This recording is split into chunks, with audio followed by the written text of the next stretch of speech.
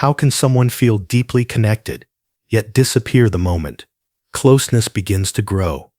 Why does an avoidant crave emotional safety, but react as if intimacy itself is a threat? And why do they hold on to a bond they seem unwilling to fully nurture? This is the avoidant paradox. Avoidants are often misunderstood as emotionally detached, careless, or incapable of love. But what if inconsistency isn't a lack of feeling? What if it's a survival response? What if pulling away is not rejection, but protection? The avoidant paradox lives in this tension, a powerful desire for connection paired with an equally powerful fear of losing control, independence, or emotional stability.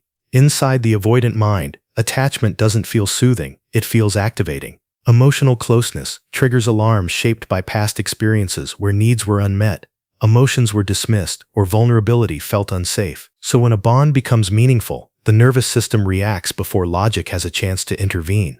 Distance becomes the quickest form of emotional regulation. Yet here's the contradiction. Avoidants rarely want to lose the bond. They preserve it quietly, inconsistently, sometimes confusingly, not through presence, but through emotional placeholders. Sporadic messages, delayed responses, sudden returns after silence. These behaviors aren't random. They are attempts to keep connection alive without feeling overwhelmed by it. So what does this mean for the person on the other side of the bond? And what does it reveal about the avoidant's internal world? Is inconsistency a choice or a pattern driven by fear? Understanding this paradox changes everything. It shifts the narrative from blame to insight, from confusion to clarity. And once the psychology behind avoidant attachment is seen clearly, emotional chaos begins to transform into understanding, and power returns to awareness. Consistency is often praised as the foundation of trust and emotional safety. But for an avoidant, consistency doesn't feel calming. It feels confrontational. It quietly demands emotional availability, predictability, and presence. And those demands can trigger deep internal resistance, not because avoidants lack feelings, but because consistency challenges the very strategies they once used to survive emotionally. At the core of avoidant fear is conditioning. Many avoidants learned early that relying on others brought disappointment, intrusion, or emotional overwhelm. When care was inconsistent, controlling, or emotionally unavailable, the safest response became self-reliance. Over time, emotional independence turned into identity.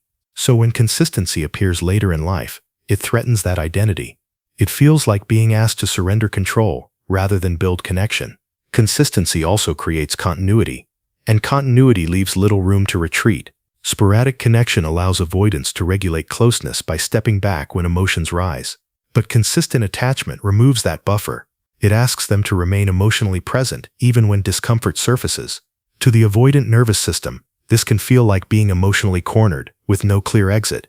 Distance then becomes the fastest form of relief. Another powerful fear lies in expectation. Consistency signals responsibility. Regular communication implies accountability. Emotional availability suggests reciprocity. For avoidants, these expectations can feel like invisible contracts they never consciously agreed to. Even healthy expectations may register as pressure, triggering a subconscious urge to resist or withdraw.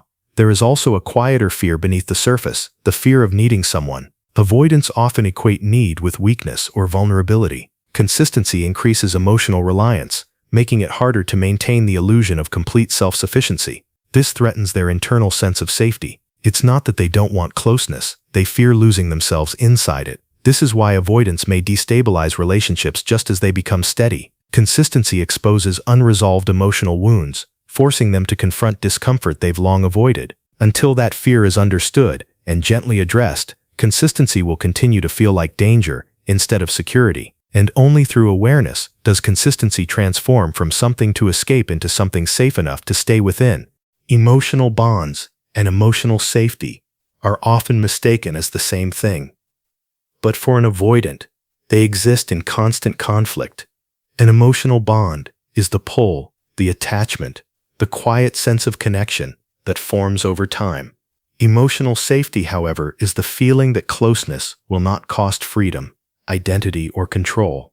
When these two collide, the avoidant nervous system is forced to choose, and it almost always chooses safety. Avoidants can form deep emotional bonds. They feel attachment, nostalgia, longing, and even love. But emotional safety does not automatically come with those feelings.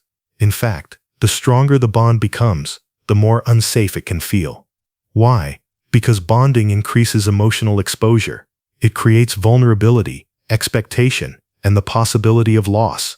For someone wired to associate closeness with overwhelm or intrusion, this exposure feels risky. Emotional safety for avoidance is built through distance, predictability of self, and control over emotional access. Space becomes regulation, silence becomes calm, independence becomes protection.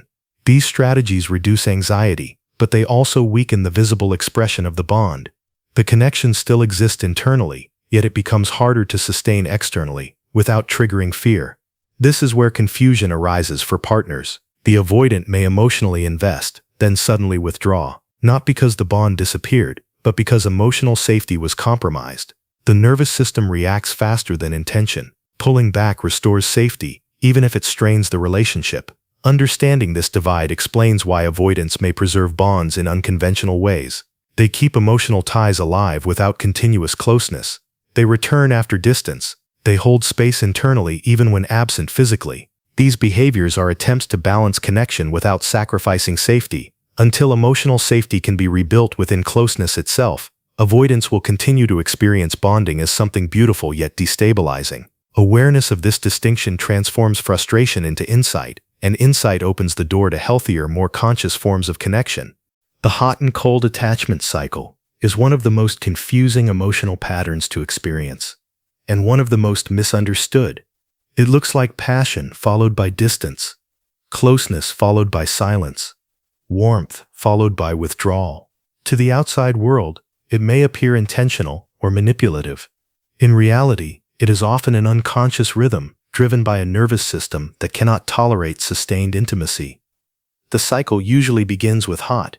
Connection feels safe at a distance. Early closeness is exciting, controlled, and emotionally manageable. The avoidant feels curious, open, even expressive. But as emotional investment deepens, the bond starts to carry weight. Expectations form. Presence becomes consistent. And this is where the internal alarm quietly activates. As intimacy grows, the avoidant's nervous system interprets closeness as potential overwhelm. Emotional exposure increases, and with it comes the fear of losing autonomy or becoming emotionally trapped. To restore balance, the system does what it knows best. It pulls away. This is the cold phase. Communication slows. Emotional availability drops. Space becomes necessary, not as punishment, but as regulation. Distance calms the nervous system. Anxiety decreases. Emotional clarity returns. And once safety is restored, the avoidant often feels the bond again. Longing replaces fear. Curiosity returns. This is why avoidants frequently re-engage after withdrawal. The bond was never gone. It was simply overshadowed by self-protection. For the partner, this cycle can be deeply destabilizing. The emotional whiplash creates confusion, self-doubt, and constant hypervigilance. But understanding the psychology reframes the experience. The push-pull dynamic is not about control. It is about capacity. The avoidant oscillates between desire for connection and the need for emotional safety. This cycle continues until awareness interrupts it. Without insight, both people become trapped. One chasing consistency, the other escaping pressure. Recognizing the pattern doesn't excuse the pain it causes, but it does reveal the mechanism behind it. And when the cycle is seen clearly, it becomes possible to step out of reaction and into choice, where connection no longer requires self-abandonment and closeness no longer triggers retreat. Letting go is often described as freedom, but for an avoidant, it can feel like danger. On the surface, distance appears to be their comfort zone, yet when true separation becomes real, something unexpected happens. Anxiety rises. The body resists. The mind searches for reasons to stay connected. This contradiction exists because letting go doesn't just mean losing a person. It means losing emotional orientation. Avoidants may not rely on relationships for constant closeness, but they often rely on them for emotional anchoring. A bond, even an inconsistent one, provides familiarity. It confirms that connection is still accessible on their terms. Letting go removes that option. It turns emotional distance into emotional finality, and finality feels uncontrollable. There is also the threat of unresolved emotion. Avoidants tend to suppress feelings rather than process them. As long as a bond exists, emotions can remain suspended, unexamined. Letting go forces emotional truth to surface. Grief, regret, longing, and vulnerability rise without distraction. This emotional exposure can feel overwhelming, making separation more threatening than staying partially connected. Another hidden fear lies in identity disruption. Avoidants often define themselves by independence and emotional self-sufficiency. Letting go confronts them with the reality that someone mattered more than they allowed themselves to admit. Acknowledging that attachment challenges the self-image of emotional detachment. It reveals dependency, not as weakness, but as humanity. Yet that realization can feel destabilizing. Letting go also activates loss without narrative control. Distance chosen by the avoidant feels safe because it is reversible. Letting go chosen by circumstances or by the other person removes control entirely. This lack of control triggers the same early emotional fears that shaped avoidance in the first place: abandonment, helplessness, and unmet need.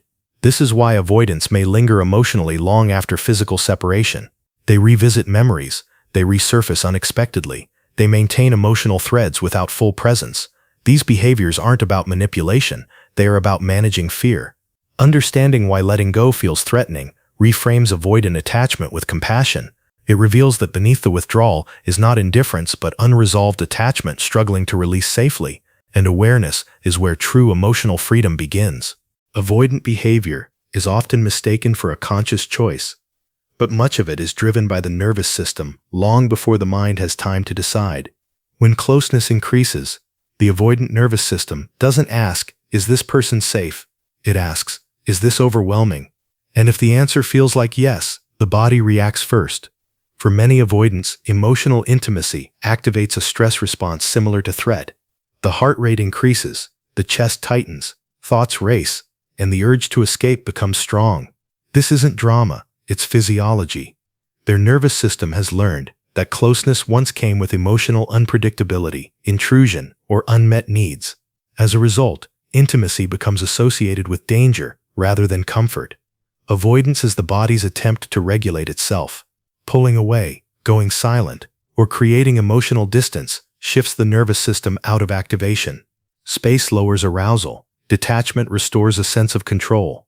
These behaviors calm the body, even if they confuse or hurt others. The relief reinforces the pattern, teaching the nervous system that distance equals safety. This is why logic often fails in avoidant dynamics. An avoidant may intellectually understand that connection is healthy, that their partner is supportive, or that withdrawal causes pain. But the nervous system responds faster than reason. When the body feels threatened, survival overrides intention. Another key element is the lack of co-regulation. Secure attachment teaches the nervous system to calm in the presence of another person. Avoidants often learn the opposite, that self-soothing was the only reliable option. So closeness doesn't regulate them, it dysregulates them. Distance becomes their primary tool for emotional stability. Healing begins when the nervous system is included in the conversation. Insight alone isn't enough. Safety must be experienced, not just understood. Gradual closeness, predictable boundaries, and emotional consistency help retrain the body to tolerate intimacy without alarm. When avoidance is seen through a nervous system lens, blame dissolves into understanding. What looks like emotional unavailability is often an overactive protection system, doing its best to prevent overwhelm. And when that system learns new signals of safety, connection stops feeling like a threat and starts feeling like a place of rest. Awareness is where avoidance begins to loosen its grip. Not the kind of awareness that judges or labels, but the kind that gently observes patterns without shame. When avoidant behaviors are seen clearly, without excuses or self-attack, they stop operating in the dark. What was once automatic becomes visible, and what becomes visible can finally be changed. Healing does not start with forcing closeness or eliminating distance. It starts with understanding why distance felt necessary in the first place. Avoidance was not a flaw. It was a solution formed in an environment where emotional safety was uncertain. Honoring that truth allows compassion to replace resistance. Healing accelerates when the nervous system feels respected rather than rushed. Emotional growth requires tolerance, not pressure. The capacity for closeness expands slowly through repeated experiences of safety. Each moment of staying present during discomfort retrains the nervous system. Each honest expression replaces silence. Each boundary honored without withdrawal builds trust internally and externally. Growth is not dramatic, it is cumulative. Awareness also shifts power. Instead of reacting to emotional activation, space opens for choice. Distance can be taken consciously rather than defensively. Communication becomes intentional rather than avoidant. This shift transforms relationships because clarity replaces confusion and responsibility replaces reactivity. For those connected to avoidance, awareness changes the narrative as well. It dissolves personalization and self-blame. Understanding the internal struggle allows for healthier boundaries and clearer expectations. Compassion becomes possible without self-sacrifice. Connection becomes a choice, not a chase. Emotional growth does not mean becoming perfectly consistent or emotionally fearless. It means expanding the window of tolerance for intimacy. It means learning that closeness does not equal loss of self, and that vulnerability does not require collapse. Over time, the nervous system learns a new truth. Connection can be steady without being suffocating. Awareness is the doorway. Healing is the process. Emotional growth is the outcome. And when these three align, avoidance no longer controls behavior. Choice does. What once felt threatening begins to feel possible, and relationships shift from survival-based patterns into spaces of presence, honesty, and genuine connection. Confusion thrives where understanding is absent. In avoidant dynamics, uncertainty often replaces clarity. Mixed signals blur reality. Silence invites self-doubt. And inconsistency turns emotional connection into a puzzle that never fully resolves. But clarity is not something that comes from waiting for better behavior. It comes from understanding the pattern beneath the behavior. Clarity begins the moment emotional reactions stop being personal and start being psychological. When inconsistency is recognized as a nervous system response rather than a reflection of worth, the emotional fog lifts. Questions like "Why am I not enough?" slowly transform into "What is actually happening here?" That shift changes everything. It returns power to awareness instead of emotional guessing. Confusion keeps people stuck in cycles, hoping, analyzing, and over-interpreting. Clarity interrupts those cycles. It allows emotional decisions to be grounded in reality rather than potential. When the pattern is seen clearly, the nervous system calms. There is less urgency to chase answers and more capacity to respond intentionally. Clarity also invites honesty with self first. It asks difficult but liberating questions. Is this connection consistent with emotional safety? Is this dynamic expanding or shrinking my sense of self? Am I waiting for change instead of choosing alignment? These questions don't demand immediate action, but they dissolve illusion. For avoidance, clarity offers a mirror rather than a verdict. It reveals how protection strategies once useful are now limiting. For those attached to avoidance, clarity restores self-trust. It removes the need to decode mixed signals and replaces it with grounded knowing. Confusion feeds emotional exhaustion. Clarity restores energy. It simplifies what once felt complex. It doesn't promise certainty, but it offers direction. And direction is what allows growth, boundaries, and conscious connection to emerge. When clarity replaces confusion, relationships stop being emotional battlegrounds and start becoming places of choice. Understanding no longer traps, it frees. And with that freedom comes the most important insight of all. Peace is not found by fixing another's patterns, but by seeing them clearly enough to choose what truly supports emotional well-being.